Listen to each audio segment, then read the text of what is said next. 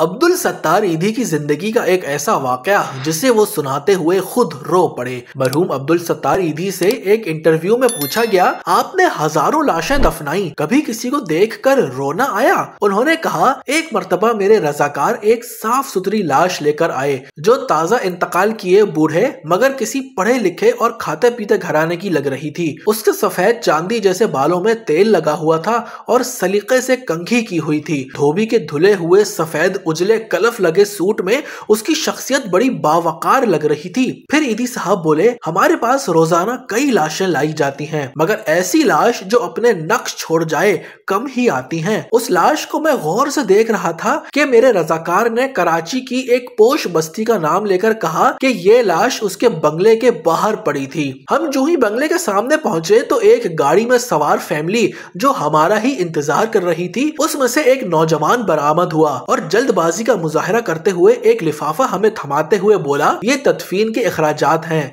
ये मेरे वालिद हैं, इनका ख्याल रखना, अच्छी तरह गुस्ल देकर तदफीन कर देना। इतने में गाड़ी से आवाज आई, तुम्हारे चक्कर में फ्लाइट निकल जाएगी। ये सुनते ही नौजवान पलटा और मजीद कोई बात किए बगैर गाड़ी में सवार हो गया और गाड़ी फर्राटे भरती हुई आंखों से ओझल हो गई। ईदी साहब बोले, उस लाश के मुतालिक जानकर मुझे बहुत दुख हुआ। मैंने फौरन फैसला किया कि उस लाश को गुस्ल भी मैं दूंगा और तदफीन भी मैं खुद करूंगा। ईदी साहब बोले कि मैं सोच में पड़ गया कि बेटे के पास तदफीन का वक्त भी ना था। उसे बाप को कब्र में उतारने से ज्यादा फ्लाइट निकल जाने की फिक्र थी और यूं उस लाश को गुस्ल देते हुए मेरे आंसू छलक पड़े। ईदी साहब बोले कि उस दिन मैं इंसानियत की डूबती नैया पर रो पड़ा।